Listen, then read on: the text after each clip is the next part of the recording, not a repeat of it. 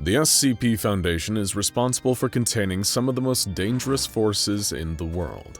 Without them, we'd be at the mercy of the Plague Doctor, walking through the world and killing with a touch. Anyone could be snapped up by SCP-106 and dragged to a painful death in his pocket dimension lair. There would be no one to stop SCP-682 from devouring all living things in sight, and no one to hold back the dreaded Scarlet King from breaching our world and destroying life as we know it. We owe them a lot for sure, and they've earned at least a thank you card and an edible arrangement. But containing the anomalies of the world comes at a pretty steep cost. They're essentially fighting a war against a whole host of world-ending entities, and when you're at war, there are bound to be casualties. For some people and creatures out there, the most terrifying monster isn't 096 just trying to swallow them whole for looking at its face, or 173 just waiting for them to turn their back so it can snap their neck. For the unfortunates that find themselves in the wrong place at the wrong time, the scariest monster in the world is the SCP Foundation itself. A decade ago, the SCP Foundation was attempting to recapture SCP-682, which had breached containment and was tearing its way through the southern Congo region. Unable to contain the monster by other means, and desperate to stop it from killing any more civilians, the Foundation decided to implement some rather extreme measures. They deployed a variety of chemical agents and poisonous gases in an attempt to slow the creature down, but they had no effect. As the enormous reptile stomped its way toward a nearby river, with a highly populated village waiting on the other side, the Foundation made the decision to take things up a notch. They launched an aerial strike, deploying several aircrafts to drop explosives on the area around the river. They destroyed large portions of the riverbank, but the environmental impact was considered to be a necessary evil. When the smoke finally cleared and the deafening roars of the beast had gone quiet, they stopped their bombing campaign and dispatched Foundation operatives to the scene. There they found the bones of SCP-682, which were quickly brought into custody before the creature could begin to heal itself. The mission was considered a success, and they were ready to pull out all of their staff and head back to the nearest Foundation site, when one officer spotted something floating in the nearby river. It looked like a group of human corpses face down in the water, their bodies badly burned. Concerned that civilians from a nearby village had been inadvertently present for the bombing campaign, a team of officers was sent to investigate the river more closely.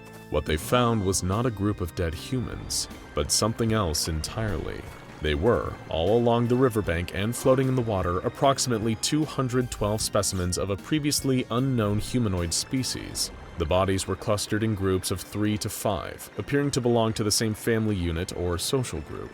Many of them were frozen in positions of fear or attempt to defend themselves, with some observing personnel comparing them to the victims of the Pompeii eruption, stuck in their final terrified moments. What appeared to be parents and children held onto each other. Some covered their faces, others lay in a fetal position.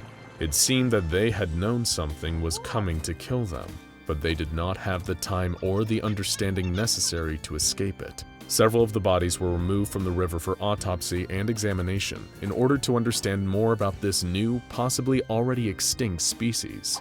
They were humanoid organisms with an indeterminable genus and species. They resembled tall, thin humans with absolutely no body hair and elongated limbs. The most unusual aspect of the creatures was in their mouths. Their teeth were serrated and sharp, resembling those of a crocodile. In spite of these monstrous teeth, an autopsy revealed that there was no human flesh present in any of the creatures' stomachs, instead suggesting a diet of fish, livestock, and whatever else they could peacefully scavenge. Every last corpse was removed from the area and incinerated, to prevent any civilians from coming across them and asking questions. Just when the Foundation personnel were finally packing up and getting ready to leave the river once and for all, they heard something. It was a mournful sound. Something between a man bellowing and a wild animal yelping in pain. Something nearby was still very much alive, and it was screaming. The officers followed the sound and spotted one surviving specimen of the crocodile people lying along the bank of the river. It was holding its face in its hands, curled up into a ball near the water, and it was wailing in agony. There were no visible injuries on the creature's body, but it was clearly extremely distressed. One officer attempted to approach the creature, calling out to it that he meant no harm and wanted to get it some medical attention. He looked up at the officer with wide eyes, and its cries went quiet. The officer grabbed his weapon, afraid that the creature might suddenly rush him, but instead it ran into the river. It jumped into the water, plunging beneath the surface, and began thrashing around. After a moment of watching it struggle, the officer realized what was happening. The creature was trying to drown itself. He abandoned protocol completely at that moment, diving into the water and pulling the struggling creature back to shore. It coughed up water for several minutes, all the while trying to crawl back into the water. When the creature had finally calmed down, it was brought into Foundation custody with no further resistance. It appeared to be the last living member of whatever strange human-crocodile hybrid species was living in that river, and it was designated SCP-6415. Since it was brought into Foundation custody, SCP-6415's behavior has been largely very consistent. Some SCPs are constantly attempting to escape from their containment or killing an endless revolving door of D-Class personnel. But 6415 is not one of those anomalies. It is not aggressive in spite of its crocodilian characteristics, and it's content to eat the food provided by the Foundation. It is fed a diet of raw meat, mostly beef and goat, which is provided fresh daily.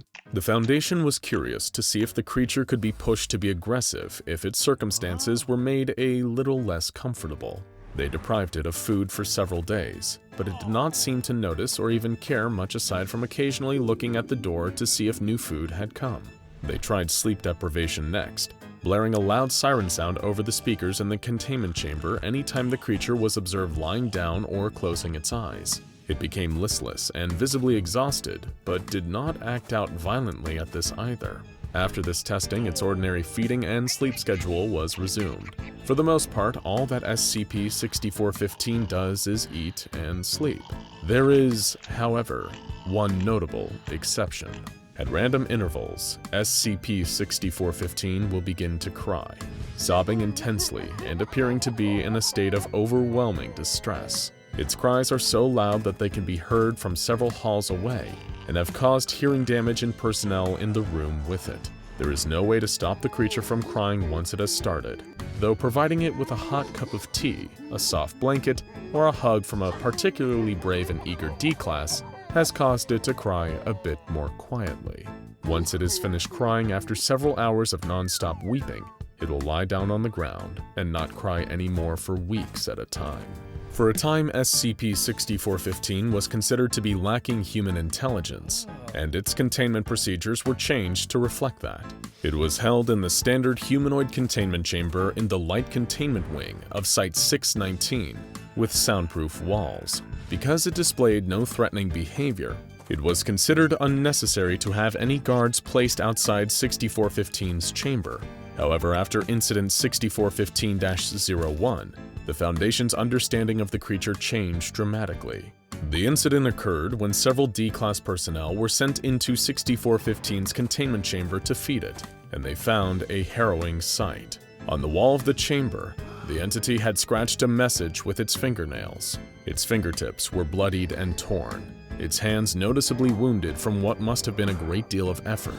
It did not acknowledge the personnel that entered the room. Instead, it just sat on the floor, staring at its work on the wall, cradling its injured hands and crying. Its shoulders shook with the force of its sobs, and its tears fell to the ground pooling around it. The D-Class personnel were later unable to report what they had seen without beginning to cry themselves, but eventually calmed down enough to report what the creature had written. Please bring them back. It was a desperate plea for the Foundation to somehow reunite it with its lost family. They had previously thought the creature to be a simple animal, incapable of understanding its own reality or communicating through clear language. This proved that the creature understood very well what had happened to it, and was feeling the loss of its loved ones fully.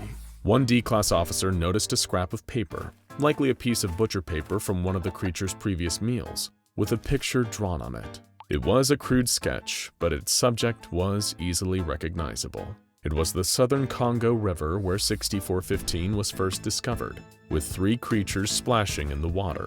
The largest one resembled SCP-6415, and it was swimming alongside a slightly smaller adult of its species and a much smaller creature that appeared to be a juvenile of the same species. Context clues indicated that this was a drawing of SCP-6415's family, its partner, and their child. At first, the Foundation researchers were uncertain who exactly the creature was referring to in its initial message, but this drawing made it perfectly clear.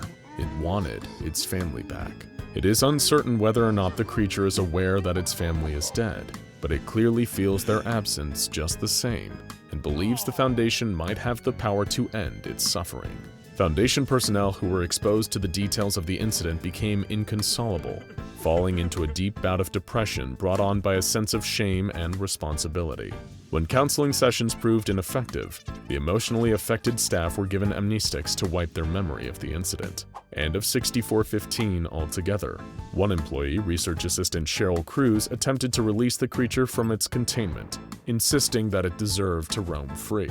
However, when she opened the door to its containment facility, the creature made no move to leave. It just stared at her, tears in its eyes as if it knew that it had nowhere else to go. Research Assistant Cruz was given a powerful amnestic and relieved of her position at the Foundation. Her current whereabouts are unknown.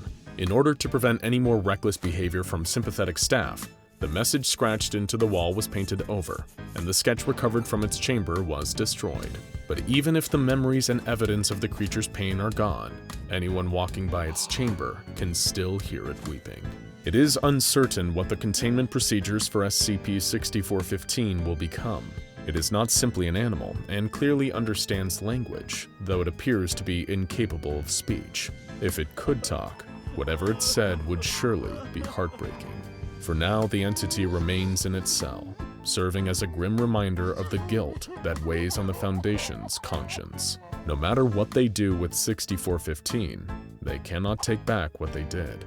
They cannot lift the weight of the creature's grief or bring back its lost family. It is the lone survivor sitting in its Foundation cell, weeping for its broken heart and begging the Foundation for the one thing it can never do: bring them back. Now go check out SCP-1762 Where the Dragons Went, and SCP-348 A Gift from Dad for more heart-wrenching SCPs.